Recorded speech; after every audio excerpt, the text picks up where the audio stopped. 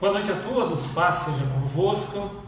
Nós estamos reunidos para a nossa escola de sabedoria e antes de iniciarmos, de fazer a leitura do texto bíblico, primeiramente eu gostaria de mandar um beijão para minha esposa, minhas filhas que estão em Leme.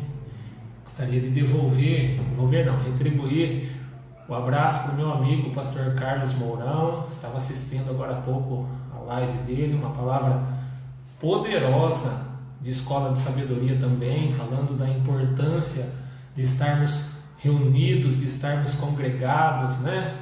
Foi liberado no estado de forma gradativa, com muito cuidado, a retomada dos cultos presentes, né? Com presença nos templos, na igreja. E eu até reforço a palavra dele aqui, é muito importante nós retomarmos essa nossa atividade. Então eu endosso aqui palavra de sabedoria do meu amigo pastor Carlos Mourão.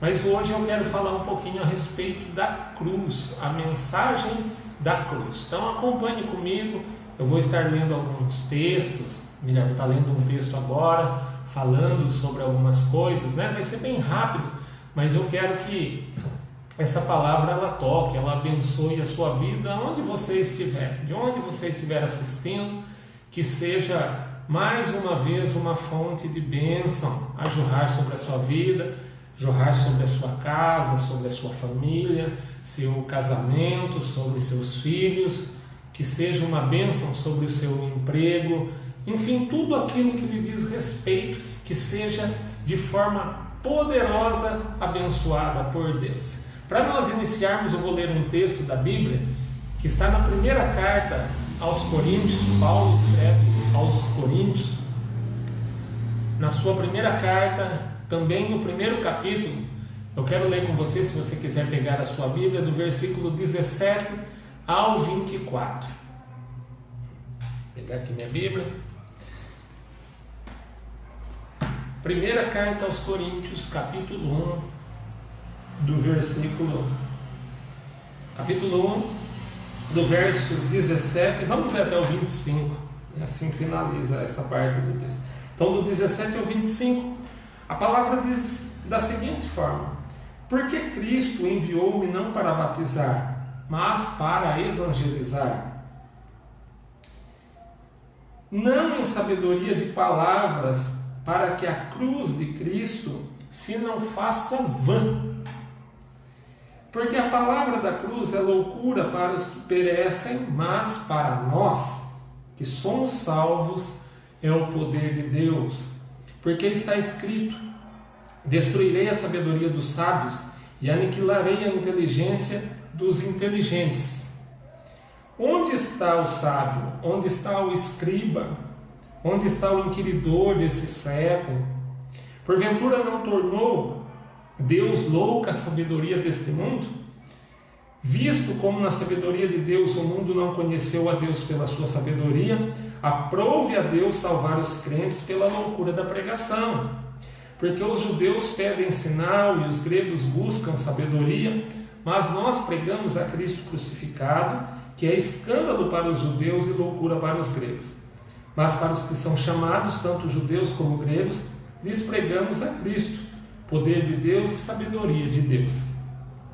Porque a loucura de Deus é mais sábia do que os homens e a fraqueza de Deus é mais forte do que os homens também. Amém? Há tempo aqui, um abraço para todos, né? Sintam-se abraçados aí por mim, principalmente pela palavra. Mas eu gostaria de deixar um abraço para o meu amigo, o Marcos Bianco. Ele comentou agora há pouco, não sei se está assistindo ainda, está num novo desafio aí, uma nova vida profissional. Então também desejo todo sucesso para você, viu? Oro sempre pelos meus amigos e você é um deles, viu, Marquinhos? Deus abençoe. Bom, vamos lá. Então, a mensagem da cruz. Eu queria começar dizendo que nós temos que trazer ao nosso entendimento, trazer à nossa memória, que a cruz de Cristo ela é diferente de qualquer outro tipo de cruz. Na época em que Cristo ele esteve nesse mundo e que ele foi crucificado, a cruz ela não era uma novidade. A cruz existia antes de Jesus e ela continuou existindo depois de Jesus. Só que a dele foi diferente. O martírio de Jesus teve um significado diferente. Passou algo diferente. Então a cruz de Cristo, primeiramente, ela não foi única. Não foi a única. Existiram muitas antes e muitas depois, como eu já disse. Agora, o que tornou a cruz de Jesus, a cruz de Cristo, diferente das demais? Pensa um pouquinho, analisa um pouco comigo. Se tantos morreram também pela cruz, se tantos foram crucificados antes, tantos depois, houve dois que foram crucificados junto com Jesus. O que a cruz de Cristo ela tem diferente? Então eu gostaria que você tomasse isso no seu coração. A cruz de Cristo, ela traz uma mensagem para a nossa vida. E não é qualquer mensagem, é uma mensagem muito especial. A cruz de Cristo, ela traz uma mensagem que muitos rejeitam, que muitos abandonam. E a Bíblia fala sobre isso. A Bíblia diz que para os sábios, para os intelectuais, a necessidade de um sacrifício, ela parece loucura. Já para os de natureza prática, aqueles que são considerados assim, apressados, a realidade do sacrifício é um sinal de fraqueza, é um verdadeiro escândalo. Aí a Bíblia diz, em 1 Coríntios, capítulo 1, agora o versículo 18 apenas, ela diz assim: porque a palavra da cruz é deveras loucura para os que perecem, mas é para nós que somos salvos que ela é o poder de Deus. Então veja bem, para aqueles que perecem, aqueles que estão num caminho de destruição, aqueles que parece que se apegaram a uma vida de sofrimento, se acomodaram, concordaram com uma vida, não é mediana, é uma vida medíocre. Para esses, a palavra da cruz ela é loucura. Infelizmente, inclusive nos nossos dias é assim. As pessoas sofrendo, as pessoas passando necessidades, e ainda assim elas têm a palavra da cruz como loucura, nos têm como loucos, porque nós seguimos a palavra da cruz. De quando em quando eu faço menção, e eu nunca me esqueço disso. Eu estava à frente de uma das filiais lá na igreja em Leme, auxiliava o meu querido pastor Nilson, e em certa ocasião, um outro amigo meu, o pastor Marcos Campos, lá de Santo Antônio de Posse, ele estava lá em uma das vezes para fazer uma campanha, acho que era a primeira vez lá naquele bairro. De repente depois ele assiste aí, ele até confirma. E nós saímos para a rua, saí com ele para fazermos os convites, enfim, para evangelizarmos, né? Na tarde que antecedia o culto, na tarde de sábado, que antecedia o início da campanha.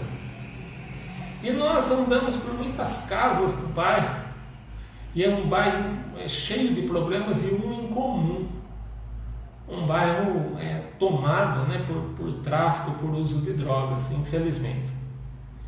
E eu me lembro que, dentre tantas pessoas que nós conversamos com algumas mulheres que estavam sentadas na calçada, e o pastor Marcos ele começou a questionar algumas. E uma delas, eu me lembro que ele perguntou como estava a vida dela. Primeiramente, a vida familiar.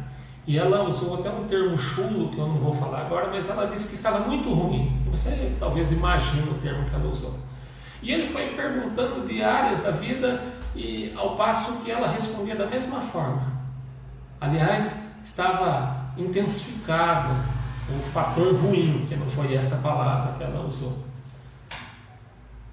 Mas o que me chamou muito a atenção e de forma negativa é que quando ele fez o convite para que ela, não somente ela, mas aquelas mulheres estivessem, né, no culto, então à noite, para ter a oportunidade de ter a vida mudada por Deus, alterada pelo poder de Deus.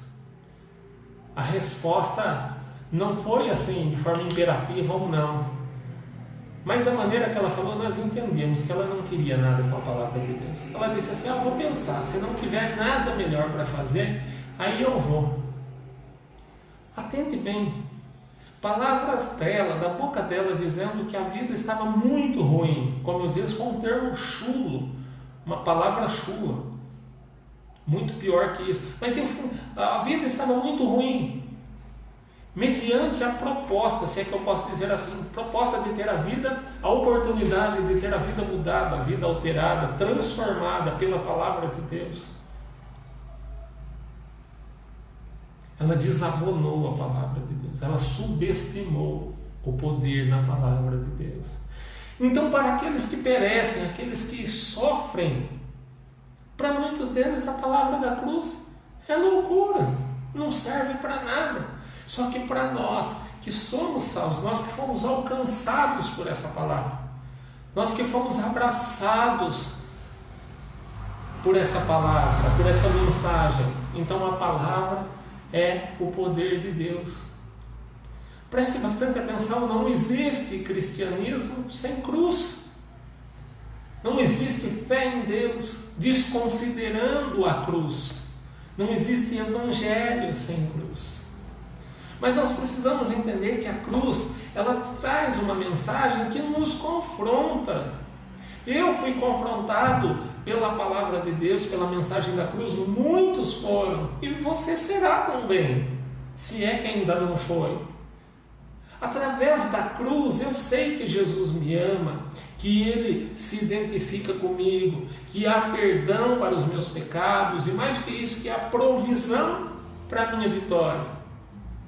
A cruz é uma carta suprema, é uma carta magnífica de amor, do amor de Deus por cada um de nós, mas elas nos confrontam. Na cruz nós somos confrontados com a gravidade dos nossos pecados.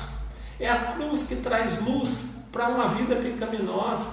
É a cruz que mostra aonde que a vida de pecado vai levar, o destino do pecado.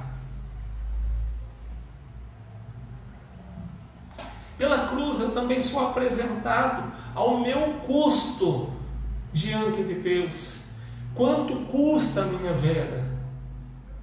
Alguns têm uma dificuldade de identificar o seu alto valor. Então, quer saber o seu valor? O seu valor, ele é relacionado ao preço que foi pago por sua vida.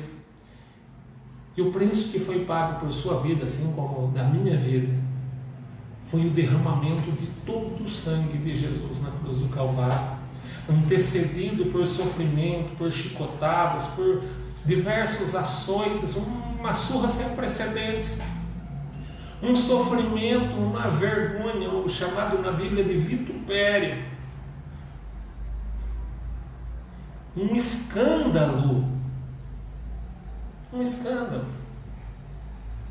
Quando eu disse lá atrás que a cruz de Cristo ela não foi a primeira e não foi a última, Então ela não foi novidade. As pessoas elas não viam Jesus naquela época, não viam Jesus na cruz como algo curioso. Elas sabiam a gravidade daquilo. Elas sabiam o tipo de pena que era a cruz. Quem ia para a cruz era a pior estirpe de homem daquela época, era o pior dos bandidos. Tanto é que a cruz não era dele, a cruz era para Barrabás, a cruz era nossa, representados nós em Barrabás. Barrabás era um desordeiro da época, ele era odiado, tanto dos judeus quanto dos romanos, cometia barbáries, era um transgressor da lei à sua época, e a cruz era dele, a cruz a qual Jesus foi elevado. Quando as pessoas viram Jesus na cruz, todo ensanguentado, sem roupas, as pessoas, aqueles que não conheciam, elas pensavam assim: meu Deus, que crime bárbaro esse homem cometeu. Mas ele não havia cometido crime algum, ele havia assumido o nosso lugar. Então veja bem o preço que foi pago por minha vida, por sua vida. Só que eu também sou desafiado a uma vida de fé, a uma vida de amor, a uma vida de pureza. Como eu posso virar as costas para tão grande sacrifício, para tão grande demonstração de amor?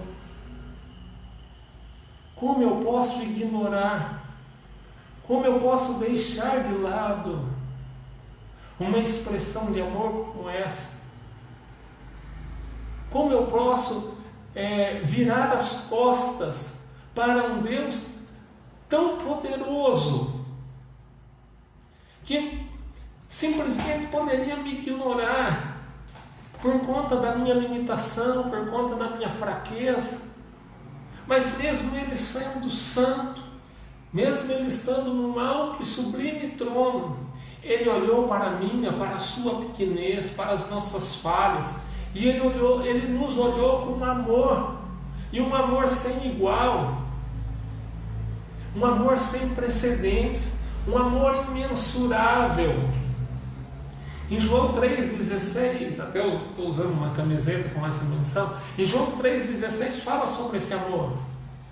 No texto, a Bíblia diz que porque Deus amou o mundo de tal maneira, tal significa que não tem como se calcular, que transcende o amor de um pai, de uma mãe, de tal maneira, incalculável, imensurável.